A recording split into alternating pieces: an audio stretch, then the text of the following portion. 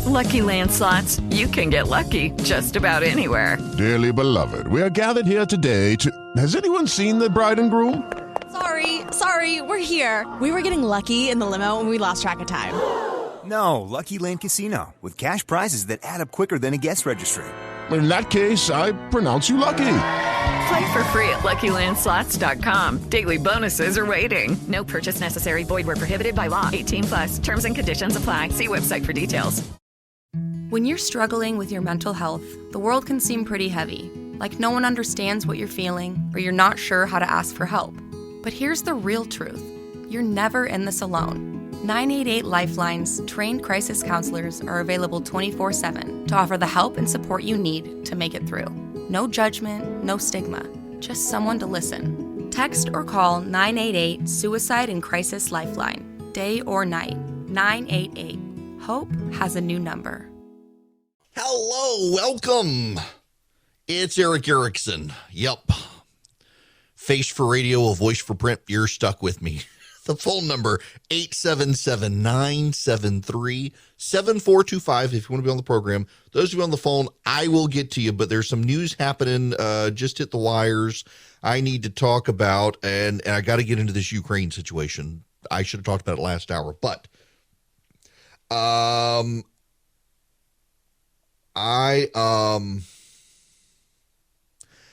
former President Donald Trump's political operation is plowing cash into Georgia's Republican gubernatorial primary.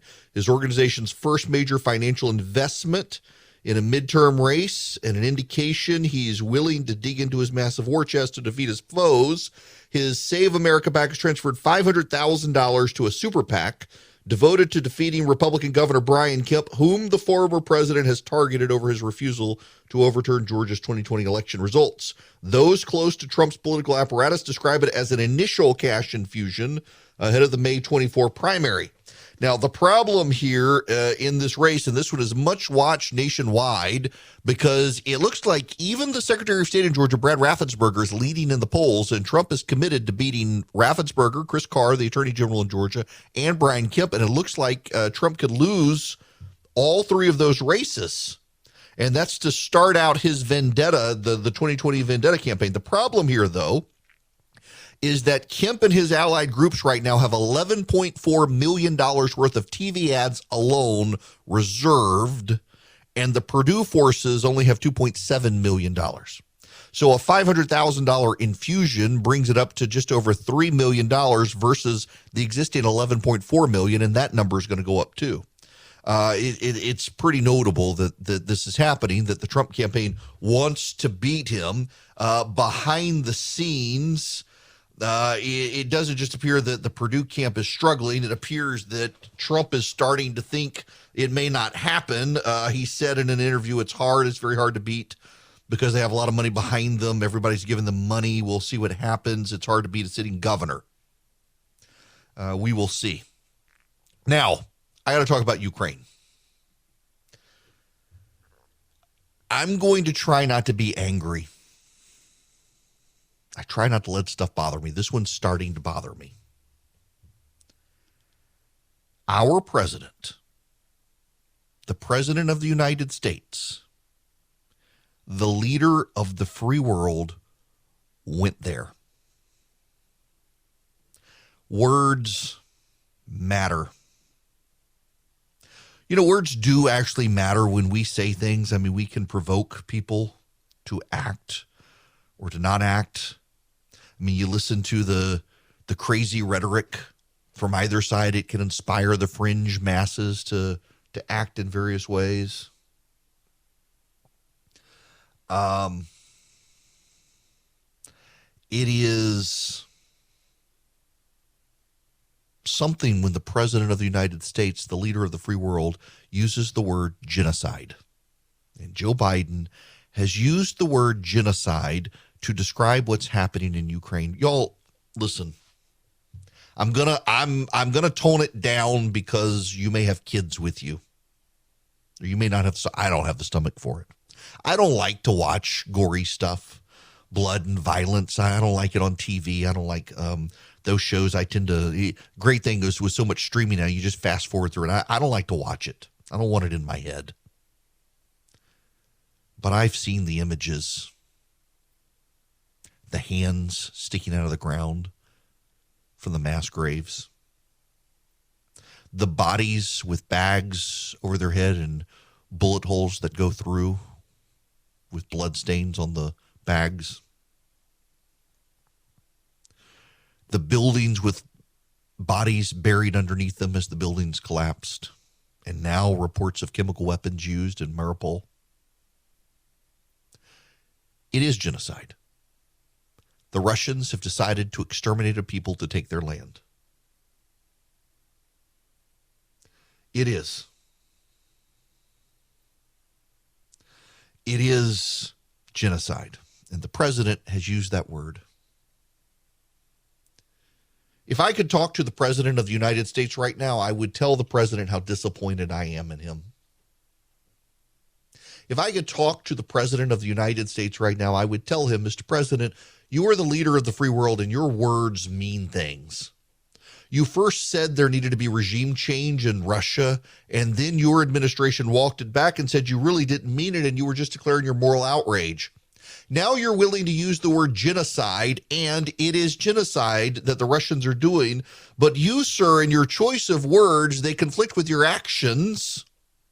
According to Fox News, in an about face, a senior U.S. defense official says the Biden administration is no longer planning to send Ukraine Mi-17 helicopters, despite notifying Congress yesterday it intended to do so.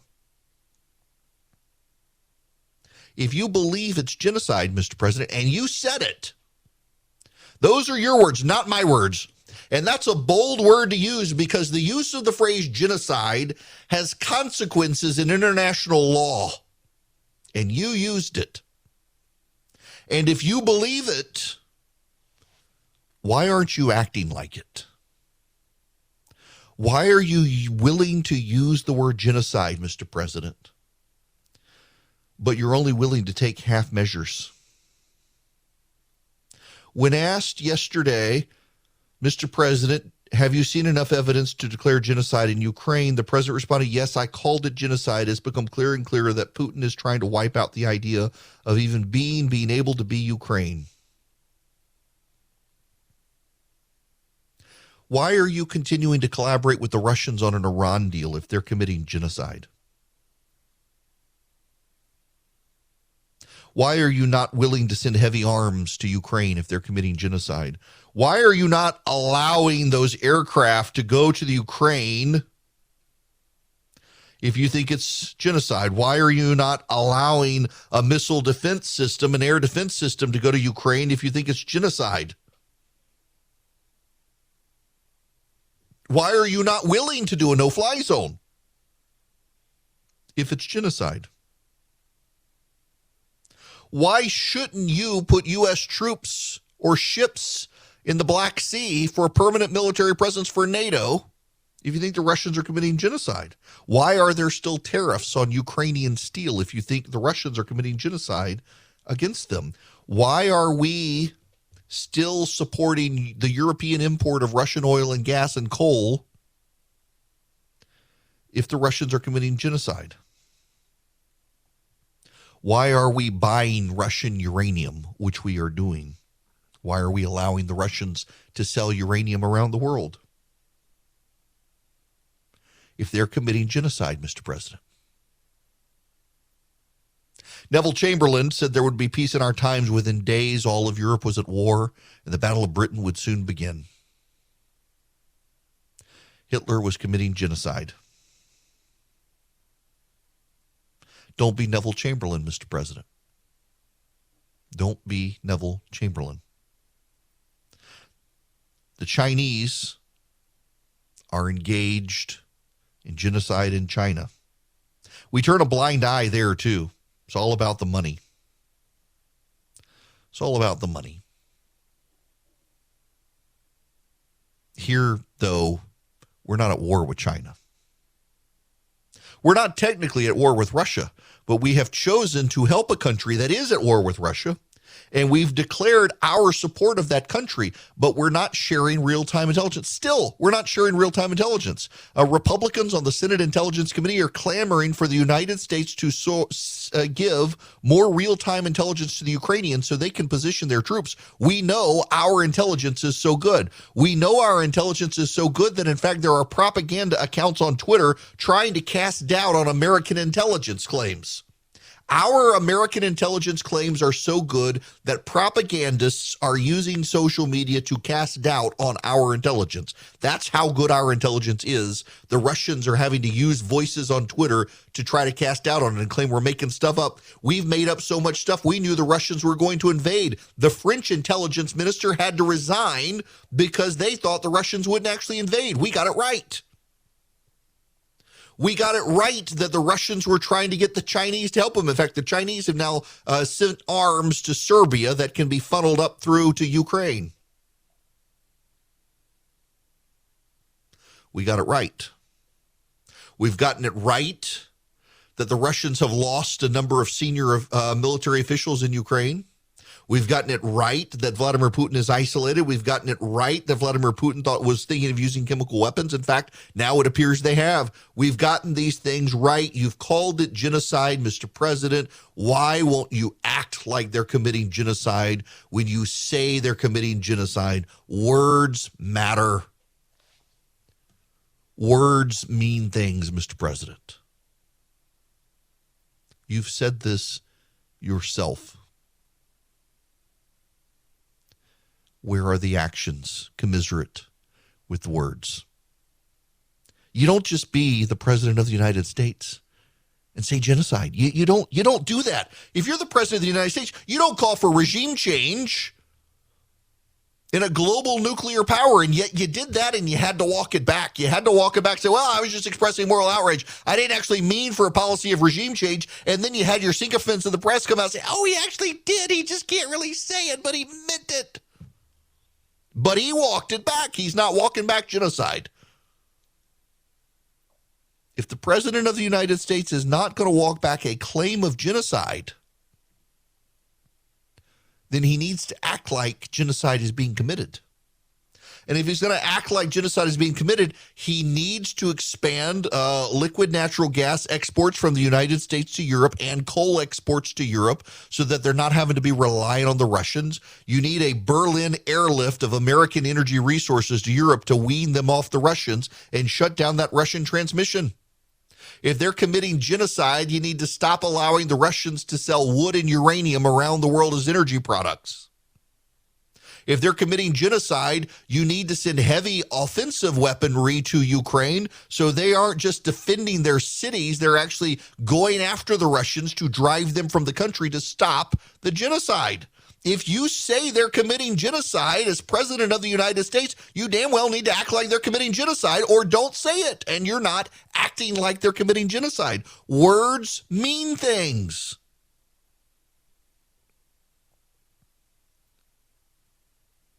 Words mean things. And it's alarming to me.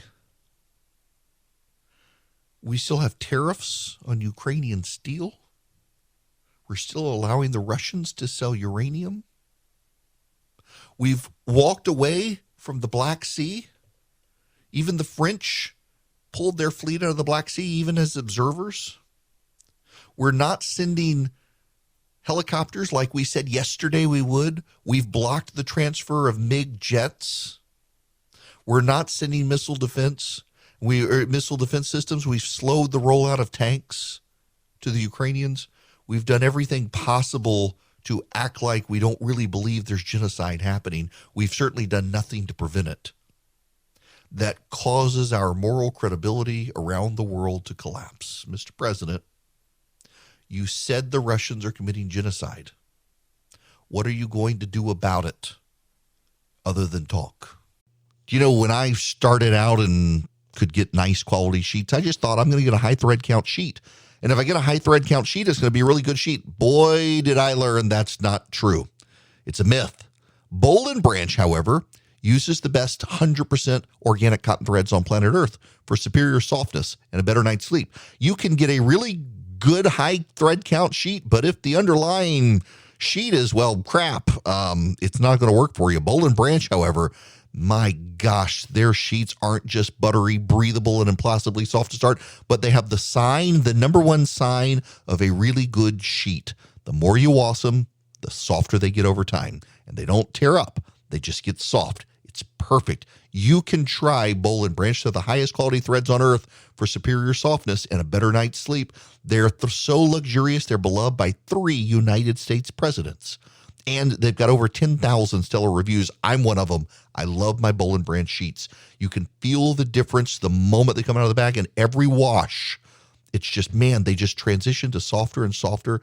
They're fantastic. Right now, get 20% off site-wide April 11th through 17th only at bollandbranch.com. That's Boll & Branch, BOLLAND branch.com for 20% off site-wide April 11th to April 17th, bollandbranch.com.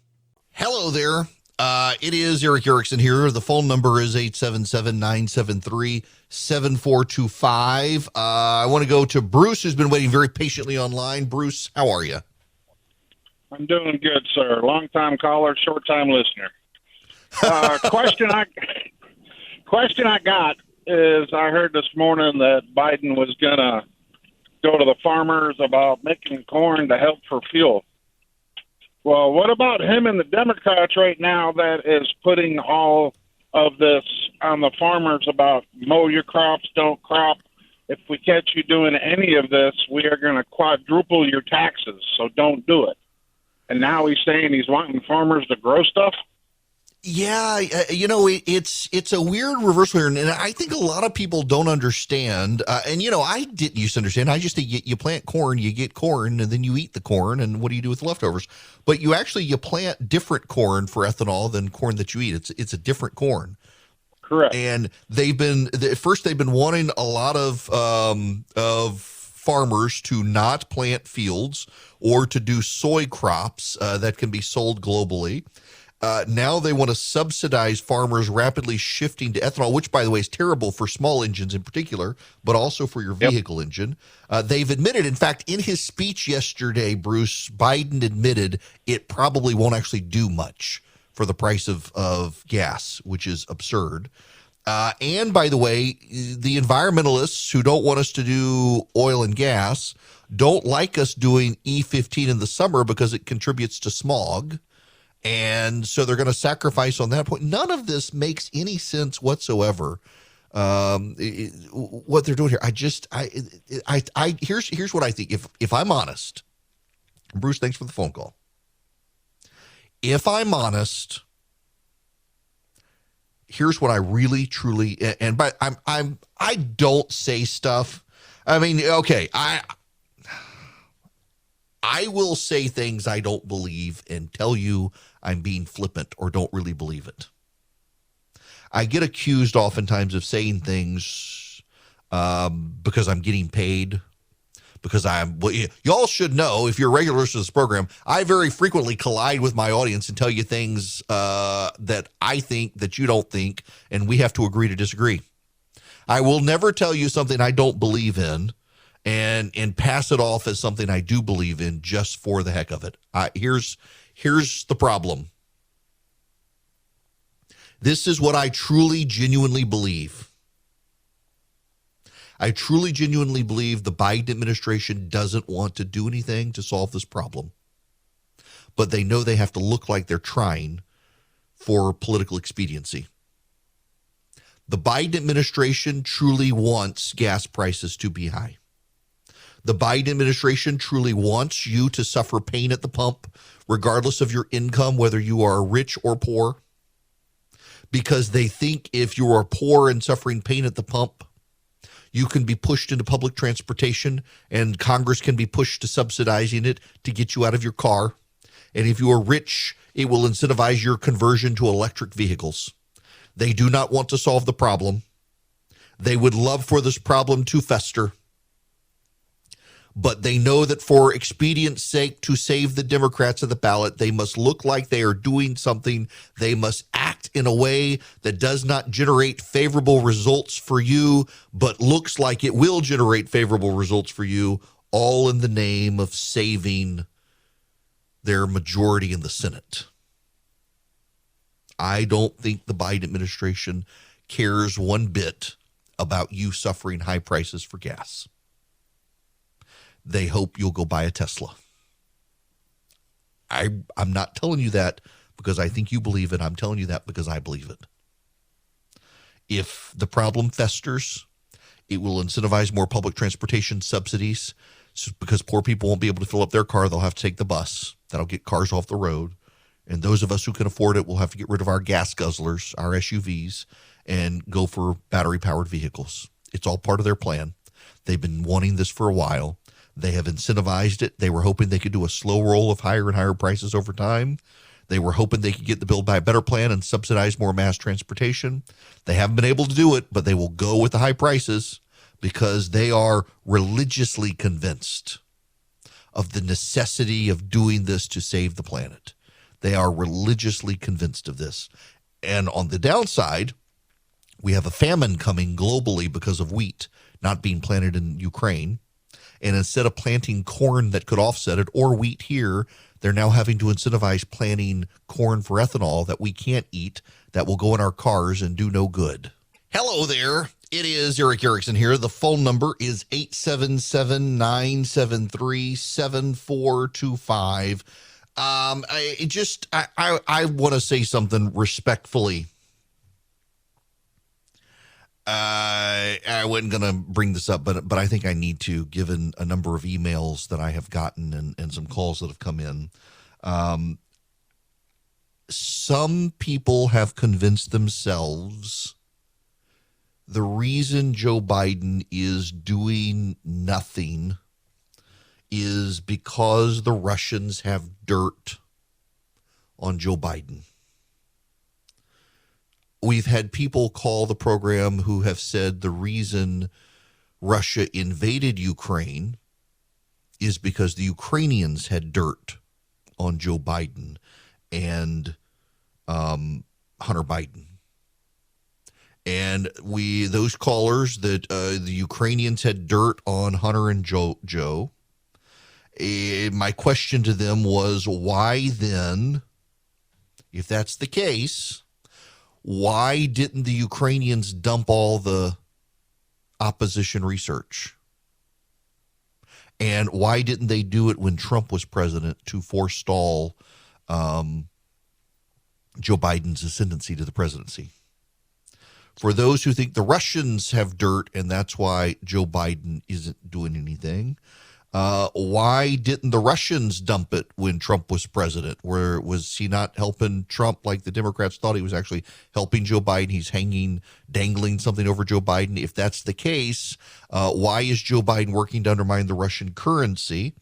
Why is Joe Biden actually blockading much outside of energy, much of Russian exports? Why has Joe Biden stopped taking Russian oil in the United States? Why has Joe Biden allowed Congress to pass a law prohibiting the import of Russian oil? Why is Joe Biden sending any arms at all to the Ukrainians? Why did the Americans send drones to Ukraine that successfully helped kill a bunch of Russians and drive them out of northern and western Ukraine? You can't answer those questions because you're convinced that everything falls into your world and your orbit, and not everything is about you or American politics. There's an entire world of 198 countries plus 5 other extra sovereign territories on the planet. Not everything is about you and American politics. Not everything is about your conspiracy theory. Not everything is about Joe Biden. Not everything is about Hunter Biden. Not everything fits into your world. And the harder you try to compress it, the crazier you sound. And I'm sorry. I'm not going to entertain the conspiracy theorists on this issue.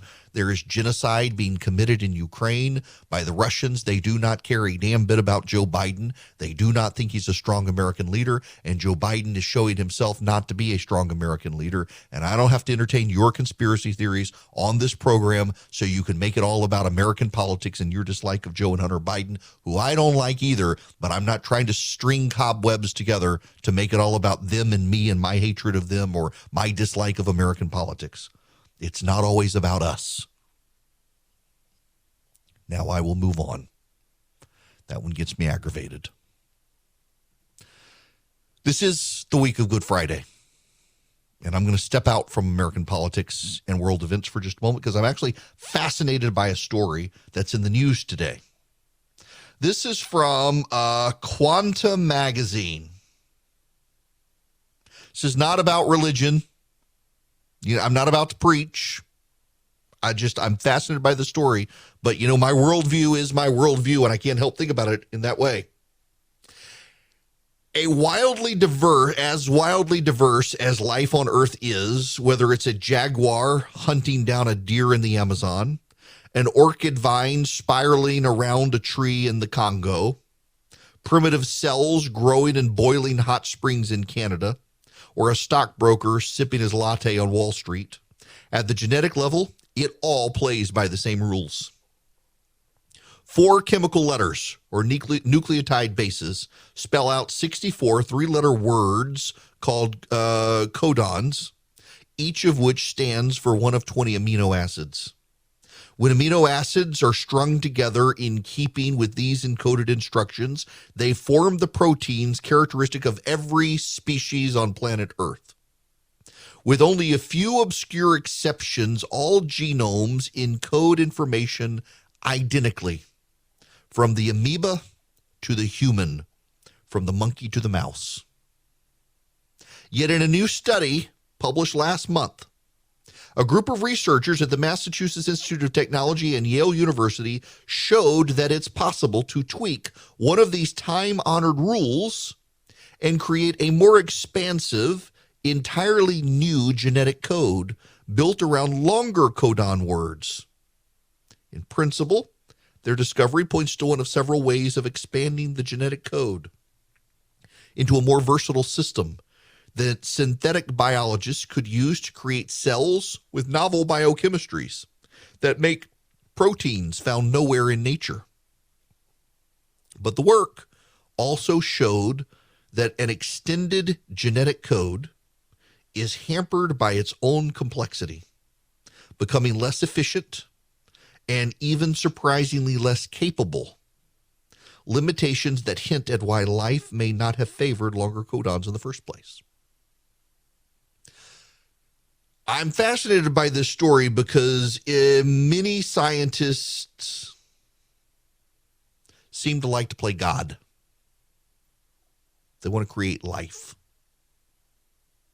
And, you can create amino acids in a lab. We have seen, in fact, through various chemical experiments over time. I remember one I had to learn about in college where they had amino acids and they regularly struck it with electricity and proteins eventually generated. And that's kind of the basic evolutionary theory, is that lightning and amino acids collided and electricity, and it developed proteins, and those proteins over time came together, and those proteins began to develop reproducing life, bacteria, and that bacteria over time, over millions of years, evolved, and finally we get to human beings. The evolutionary theory. What I find interesting here is that scientists are able to create cells with new biochemistries that don't exist on this planet. Every living organism on this planet consists of 20 amino acids that are strung together in a form of words almost, and they are 3 letters. And you put those 3 letters together, and you form the entirety of the human genome and the genome of every other living thing. And now scientists can make them far more complex. And it turns out that they're actually far less efficient. and that our world, whether you believe in a divine creator or evolutionary structure, is built on efficiencies. And the more and more efficient in the genome you get down to, you can't get down to 2 because you leave too much genetic information off the table and you can't have life. But when you get to 4, you can have much more genetic information, but it becomes so complex, it bogs itself down, becomes less efficient, and it dies. I am just struck by the efficiencies of nature. Now, you know, I do have a Christian worldview. This is Holy Week. I've been interviewing a number of pastors for Friday. You know, so I've always done a Good Friday program. And in the past, I've done it recorded, and I'm actually telling this as much for Jim, who's listening right now, who runs the board, as I am for everybody else. In the past, I've just recorded it because I tend to get emotional. Some of it's painful to deal with, but I feel like me oversharing my life oftentimes helps people, in large part because there are people going through hell on earth, and you need to know other people have as well. And we tend not to, as people, share these things publicly. So I do. So you at least know there's somebody out there who has gone through something similar. But last year I interviewed Tim Keller, who is dying. He has pancreatic cancer. And he wanted very much to be with me this Friday, and he's in chemo and he can't do it. So I have been recording some interviews to play on Friday. I'm going to do it live. We won't have as much music this year because I'm doing it live. And we've got more and more radio stations, some of which can't pay the fees if I play a bunch of songs. So I'll do it live, but I will play some pre-recorded interviews. I didn't want to ask any preacher to be with me live on Good Friday. They need to be with their congregations. So I've interviewed a friend of mine, Eric Reed, who's been on the program before. His son, Caleb, was newborn and had tumors in one kidney. The doctors accidentally removed both kidneys. He was 2 months old.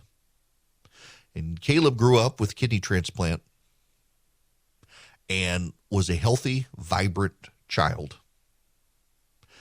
And played with his friends, was on the Xbox, played sports, and at 15 got fungal meningitis. Had a massive stroke and died at 17. So I talked to his dad, who wrote a book on overcoming anxiety. And we had that conversation this morning. And I'll play that for you on Friday. I talked to Ed Litton. He's the president of the Southern Baptist Convention. You know, I had all these Presbyterians lined up, and I thought, my gosh, I'm in Atlanta and Georgia. I better get some Southern Baptists. So I did. So I got Ed Litton, and I asked you. I'm asking everybody a question. How does Easter personally impact you? And Ed tells the story of his father, who was an alcoholic. And his marriage was crumbling to Ed's mother. And Ed's father asked Ed's mother to please, she wanted a divorce, that's fine, but could she take him, please, to hear this speaker at a revival? And Ed says he saw his father get down on a knee, an alcoholic, and came up to never have a drink again. The power of the gospel. I've got Scott Sauls, who actually I've been critical of in the past, and he's actually written a book I really like. And Ligon Duncan, who's the chancellor of Reformed Theological Seminary, they'll be joining me as well. And I'm scheduled to have those interviews tomorrow. But what I'm fascinated by is we live in a world that is a pretty complex world. But oftentimes, a lot of the explanations are very simple. And I'm not talking theology. I'm just talking efficiencies and simple. And here comes the story of these scientists who can create cells with novel biochemistries with additional genetic code. And it turns out that the additional genetic code makes the overall genetic code so complex and inefficient that the whole thing collapses on itself. Nature, or God, however you want to look at it, has made a very complex system using very simple tools. And we, in our lives, and this gets to the people looking for the conspiracy theories, we didn't intend to head this way, but I can wrap it all up this way. A lot of people try to overly complicate things. They make things far more complex than they are. They have to string together novel theories and tie together different stories. And part of it is because The world is so simple and so complex at the same time. We sometimes have to process the world in ways that make it even more complex than it already is in order to satisfy our curiosity and our mind and our way of viewing things. And oftentimes there are very simple explanations. It's why so many people rely on some of the logic devices of taking the simplest explanation. Oh, what do you call it? Occam's razor. Usually it's the simplest explanation. Usually it is the simplest explanation. And it goes right down into this story with our DNA. 4 chemical letters or nucleotide bases spell out 64 three-letter words called codons, each of which stands for one of 20 amino acids. When amino acids are strung together, they form the proteins of each species. And with a few exceptions, all genomes encode identically in the same way. And when you add more to it, the whole system becomes unstable and collapses. Nature or God made it as simple as possible to form life, and made life in a genetic genome that we can read as simple as possible in its coding. I used to be a computer programmer in a former life. The simpler the computer code, the better. You can have vast, complicated computer programming languages and vast, complicated computer code, but you try to keep everything as simple and efficient to root out the bugs. All of our life is like that.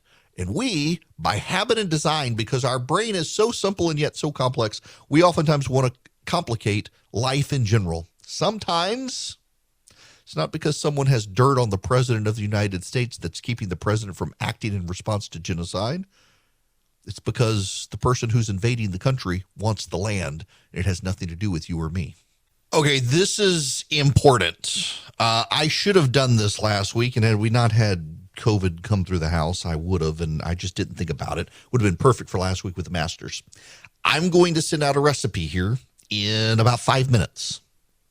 It's going to be pimento cheese, and I'm going to send you actually 3 recipes because my wife's family has a recipe they use, and it is the unbelievably easiest recipe ever. My family has a recipe that I grew up eating that my wife doesn't consider pimento cheese because she's convinced that her dad's recipe is the only recipe to eat, and that's the one we eat. But this is the one I grew up with. And then there's a trendy one that you actually use with cream cheese these days. The one that I use, the one that I grew up eating, is pretty close to the one they serve at the Masters. They're all fine. I usually eat them actually with Frito scoops instead of in a sandwich, but either way. So I'm sending that out. If you want the recipe, if you want to sign up for the list, text the word recipe, singular, not plural, singular, recipe, to 33777. Text recipe to 33777. You can sign up for the recipe list. You get a recipe every week. You'll get this one in about 5 minutes. Now, I want to go to the phones. I'm going to go to Ron next. Ron, welcome to the program. Hi, how are you doing? Good. How are you? I'm doing fine. So this pain at the pump thing, what does Biden think that commercial airplanes and military aircraft and armored personnel carriers and tanks and whatever travel on, they're not electric. Right. So this is my frustration. Pain at the pumps thing. We're not actually going to get rid of it. I don't know if you've seen airline prices, Ron, by the way. I was pricing a I have. Yeah. I'm flying to California. It's horrible. It is. Yeah. Charlie, close your ears. So I was looking at a trip to Vegas in a couple of weeks. If certain things go well in my life lately, I'm going to have to take a trip out there just to blow off some steam. But I was shocked at the prices. Hotel prices have gone up for sure, but airline prices are nuts right now. And I mean, even if we were and so, their theory actually is that if you and I all go buy electric vehicles, if the production is the same, it'll lower the prices for planes and for military vehicles and which is nonsense. It won't. That's ridiculous. That's absolutely ridiculous. And good luck sending your electric Hummer. Yeah, go ahead. My other question is, if the Republicans take back the House and Senate, which more and more people are projecting towards leaning that will happen, will it be possible to introduce something to give back the leases or the exploration or production of gas and oil, or is that something that the president only has the power to do? Well, so Congress could try, and I hope they will, but then the president could veto it. And if the president vetoes it, I don't think you got the votes in Congress to override it, even with some of the Democrats willing. I think what would have to happen is you're going to have to get you're going to have to get a Republican president and a Republican Congress. And, as a matter of fact, there's growing freak out, Ron. Yeah, thanks for that. There's a growing freak out on the Democratic side where if the Republicans pick up Nevada, New Hampshire, Georgia, and Arizona this year, and they hold all their existing seats, which they're likely to do, they very likely are on track for a filibuster-proof Senate in 2 years. Even the Democrats acknowledge publicly that they will not be able to hold the Senate in 2024.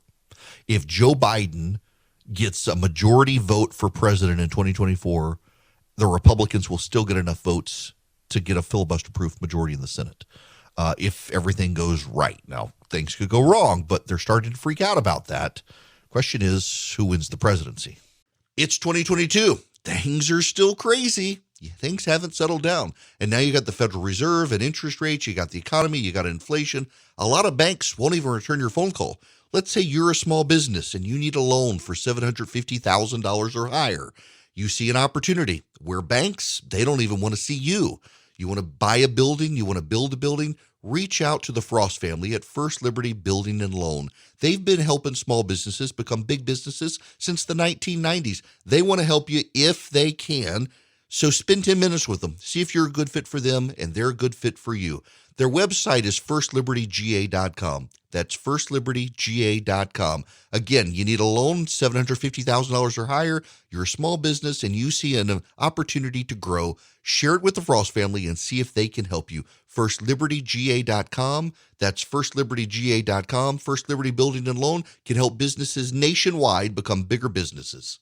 Hello, it is Ryan, and I was on a flight the other day playing one of my favorite social spin slot games on ChumbaCasino.com. I looked over at the person sitting next to me, and you know what they were doing? They were also playing Chumba Casino. Coincidence? I think not. Everybody's loving having fun with it. Chumba Casino is home to hundreds of casino-style games that you can play for free anytime, anywhere, even at 30,000 feet. So sign up now at ChumbaCasino.com to claim your free welcome bonus. That's ChumbaCasino.com and live the Chumba life. No purchase necessary. VGW. Void where prohibited by law. See terms and conditions. 18+.